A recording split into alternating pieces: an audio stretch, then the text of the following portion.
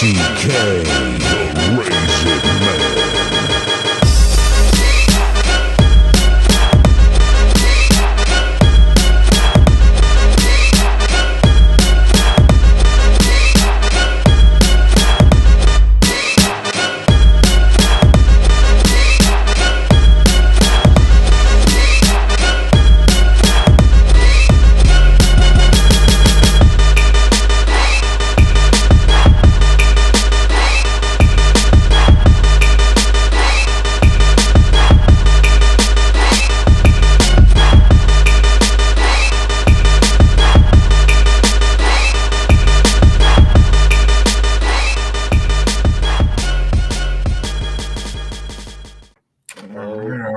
All right, let's get into it, man. Here, setting it off, man. Of course, with your boys from the Kansas City Chiefs. The Kansas City Chiefs, man. Now, Kansas City Chiefs, of course, lost in the Super Bowl last year to the Eagles of all teams. But they are looking to regroup here, and per bet MGM, they are projected at 11.5 on the win total. On the over/under. Strength of schedule is 11th, as in 11th toughest or 11th strongest, I should say. Pat, what's your initial thoughts on the Kansas City Chiefs, man? And talk a little bit about what kind of season they had last year. Man, the Kansas City Chiefs had a crazy season last year, man. They actually won 15 games. And I'll be honest with you, I don't know how they did it. Their offense was nowhere near as powerful as it has been the previous seasons to last season, but they kept getting like crazy breaks, man. Somebody will fumble when they get ready to score to win the game, or they'll get a blocked field goal or a call go their way. And they just found different ways to win last year, man. It was absolutely crazy. And to be honest, they weren't a 15-2 type team to me, but your record is what it says, man. They were 15-2. They made it all the way into the Super Bowl and got demolished by the Philadelphia Eagles, which I thought what was going to happen because that Eagles team was just way more physical than what they were. This Chiefs team, I just believe they're well coached and they get a lot of good breaks. Let's just call it like that. Call it that. They get some good breaks, and they're well coached on defense with Steve Spagnuolo, who I believe is a Hall of Famer, and the Hall of Fame coach Andy Reid will go down as one of the best coaches in NFL history. And their defense showed up all year long. Now, I will give that to them. Their defense was outstanding last year. It saved them a whole bunch, and with some very close games. They get some very good teams. So we'll see what they do in this upcoming season, man. To be honest with you, I know they weren't a 15-2 last season. They just got a whole bunch of good breaks, man. But they are the Chiefs, and they were the champs until they were dethroned last year by the Eagles. So we'll see what they do. Yeah, man. Definitely we're gonna see what they do. But let's see what kind of moves they made in the off season, and let's see what kind of changes the Chiefs are going to occur going into this season. Now, looking at some of the key losses here, going down the names, changes at the wide receiver position. I'm looking at the loss of McCole Hardman, specifically in DeAndre Hopkins. Of course, had Justin Watson, of course, going over to the Texans. Traded Joe Thuney to the Bears. Josh Uche left for the Eagles, so they lost a little bit of edge presence. And, of course, Justin Reed to the Saints. What one of these losses, man, do you think is going to impact the Chiefs the most, Pat?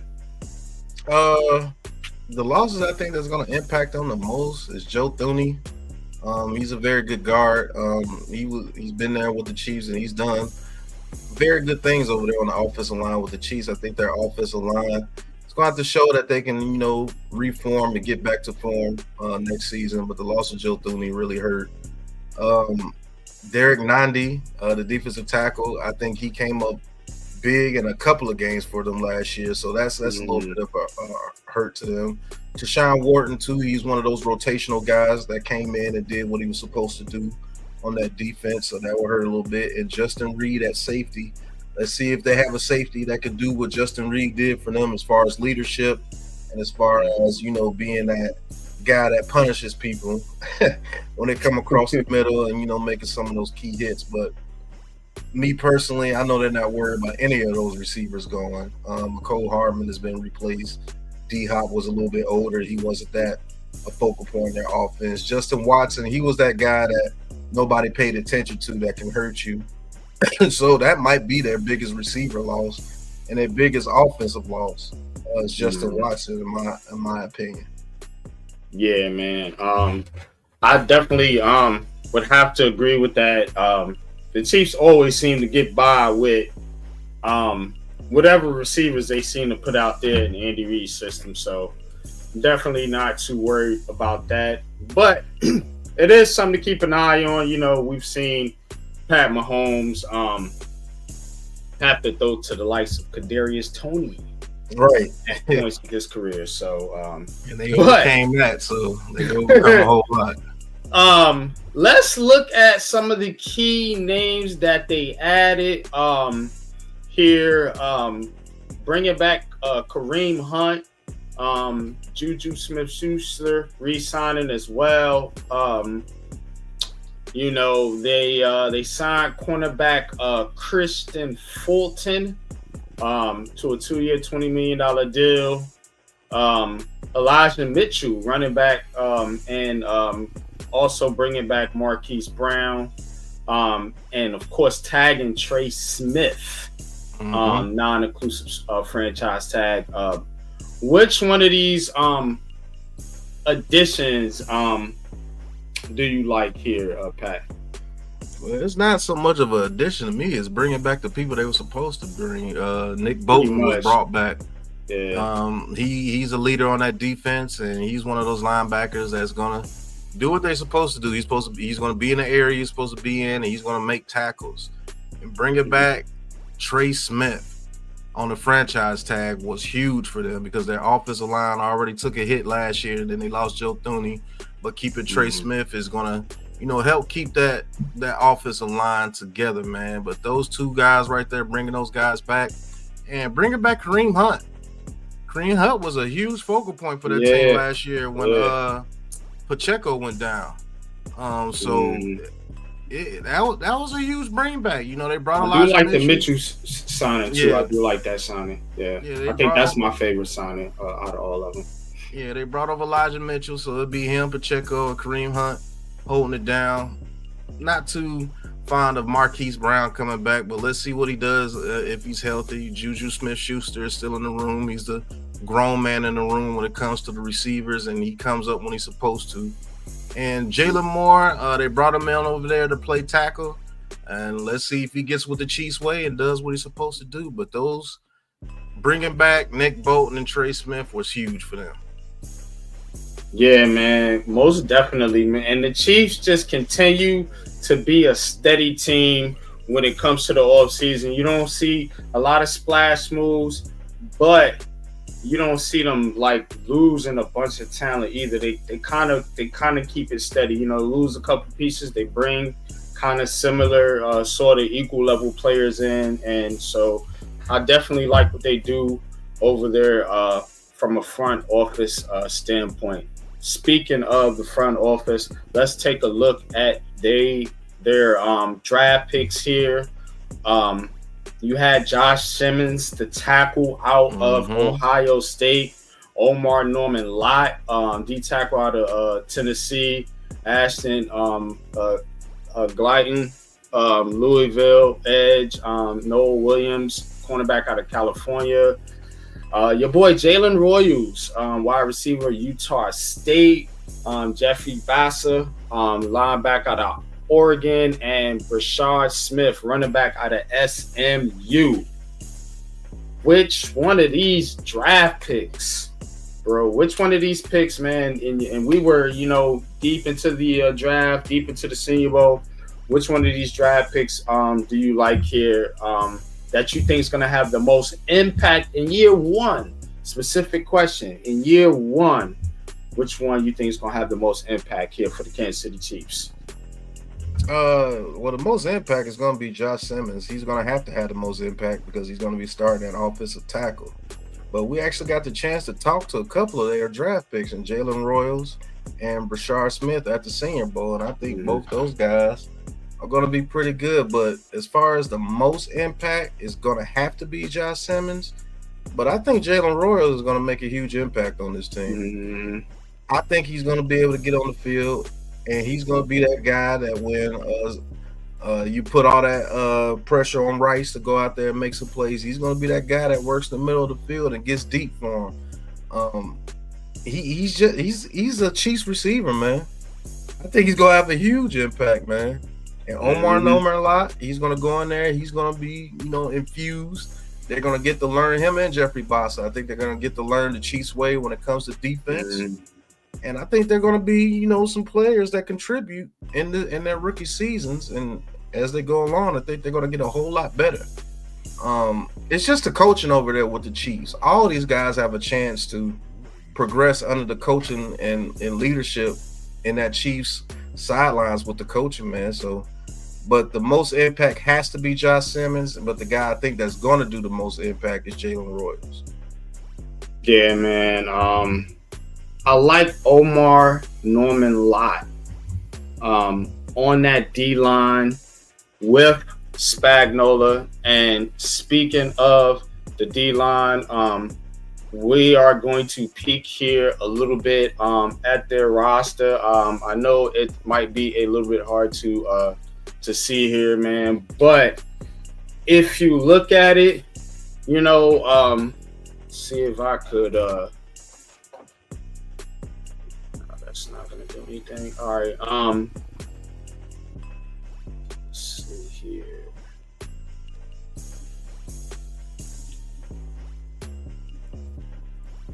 There we go. Yeah.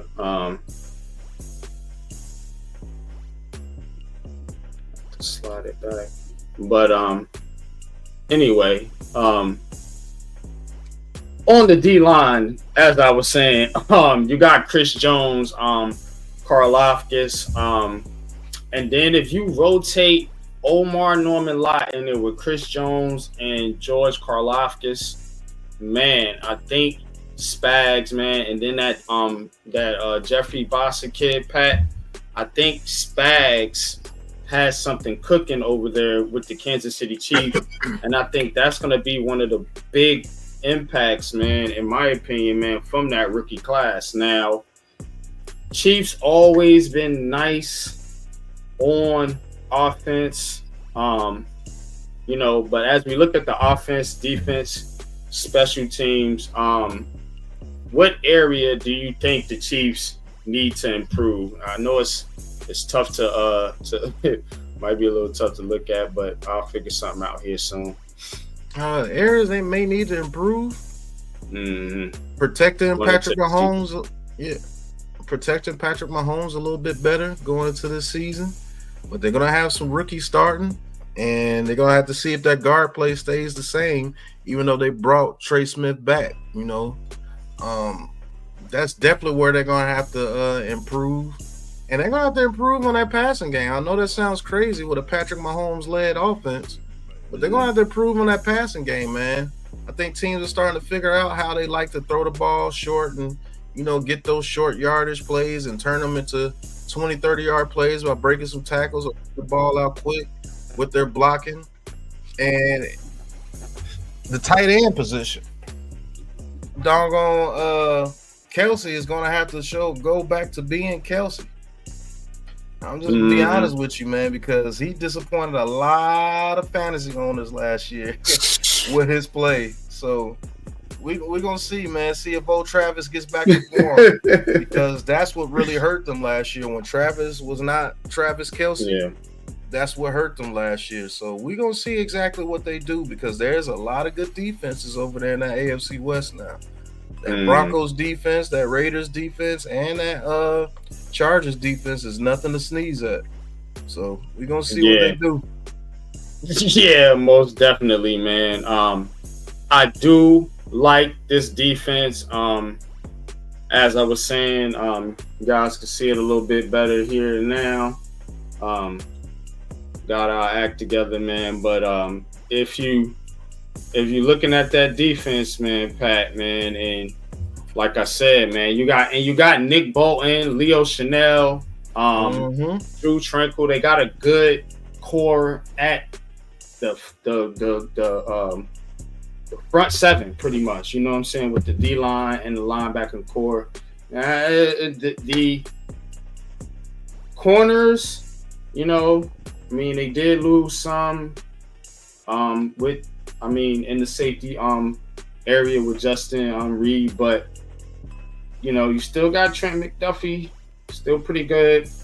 But I think if that's a area that you would attack, would be the Chiefs' corners. Oh yeah, I'm attacking Christian Fulton all day. You know what I'm saying?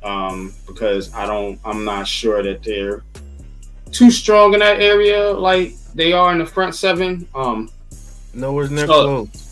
If we had to, just go into the defense, man. As much as I like the front seven, I do think they and that's typical with Spagnuolo led defense. But all right, looking at the schedule here, Pat. Now the Chiefs. We were talking 11 and a half on the win total. We looking at the schedule here now. I'm looking at week 6, that matchup with Detroit. Then you got Vegas. Then you got the Commanders. Then you got the Bills. Then you got the Broncos. That's a tough little stretch for the Chiefs right there. Then you get a little bit of break with Indianapolis. We'll see how they turn out. Then you get the Cowboys, Texans, and Chargers. So the middle part of their schedule, I think, is going to be key. And we'll see if any injuries have occurred during that time, or do they start to pile up some injuries during that stretch, which is a tough stretch against some physical teams, man. But how you feeling about this schedule, man? And how do you feel about that 11 and a half for the Chiefs, man? We going over? We going under? What we doing here? Me, I'm actually going under. I'm going to say 10 to 11 because 11 is under 11 and a half. But you're going to see exactly what the Chiefs are about in the beginning of the season. You got the Los Angeles Chargers, who plays you very well every year. You got the team that crushed you in the Super Bowl the very next week. We don't know what the Giants are going to be, but I'm thinking their defense is going to be pretty good, and that may, play a part in that game. Then you got the Ravens. That's the defenses, The Giants, Philly, and Baltimore. The Chargers too. The Chargers, no doubt. And then you get a little bit of reprieve in Jacksonville. But if you play around with them, they can beat you too. To be honest with you, but then you get Detroit, another good defense. Las Vegas, another good defense. Washington, another good defense. Buffalo, another good defense. Denver, another good defense. So in the first 9 games, you play 1, 2, 3, 4, 5, 6, 7, potentially 8 good defenses in the first 9 weeks. We're gonna see what the Chiefs are about this upcoming season in those first 9 weeks. If they go 9-0, look out. If they're 6-3 or 7-2, look out. But they can easily be a 4-5, 5-4 team. within those first 9 weeks, and it can get tougher because it gets tougher after that.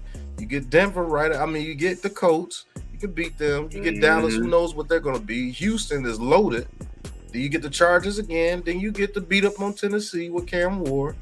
But then you get Denver and Las Vegas again to end the season. So it could get a little hairy over there for the Kansas City Chiefs if they're not all the way back, especially if Travis Kelce is nowhere near the same. That's what's going to hurt them for sure. I think, as we'll see as we continue this preview, I think the gap starting to shrink a little bit between the Chiefs and some of these other teams, and I think they're going to not make that 11.5. I'm taking the under with you, Pat. I see this definitely being a 10-ish win team, maybe 11, but you're not getting to no 15-2 this year. No. You know, if you get to, I mean, good God, what we doing? You know, what we talking about here? You know, because while still a very solid team, you know, they're not as dynamic as they once were. And, you know, Pat Mahomes, you know, he's not invincible. You know, he has struggled at times. He has been hurt at times. And that schedule is tough. And, you know, teams will be coming after the Chiefs from a pass rush standpoint, as you pointed out, because their offensive line always seems to be somewhat. They've had good offensive lines in the years that they won the Super Bowls, but in a lot of years, their line has been suspect. They might have one of those lines this year, man. I don't know. We'll see. You know, I mean, they got good receivers. Don't think it's an outstanding group. Travis Kelce might have his foot one foot into retirement, 1 foot on the field, 1 foot into retirement. You know what I'm saying? So I'm just looking at all that, and I don't know. The Chiefs might be a team that's full. You know what I'm saying? You got a couple rings, you might be full. Pushing your plate back. Been in the Super Bowl 5 times? We had enough. Somebody else get a shot in there. You know what I'm saying? They could have that mentality. I'm just saying. I think they're still gonna be very competitive. Not saying that that's what is gonna happen. But, you know, there's a chance this year that they might not get the AFC West. There is a chance because those teams are young and up and coming. It's just got to show, like I said, if some of their players get back to form. If Kelce gets back to form, then that's a whole nother story. But if Kelce is on that trajectory of retiring, that's going to hurt them. It is. They're going to have to depend on guys like Jalen Royals to step up. And, you know, that run game is going to have to be very effective like it was towards the end of last year. But we're going to see what the Chiefs do, man. I think the Chiefs are still going to be a team to be reckoned with. And don't get it twisted. They still have a hell of a chance to get the number 1 seed in the whole AFC again. So we'll see. But those first 9 weeks is going to tell you who the Chiefs are going to be. If they have a very good record out of those first 9 weeks, they are back to form. But I could easily see them being around 500 after those first 9 weeks. Most definitely, man. Most definitely. But we are going to transition over to our next team here, man, and we will be right back.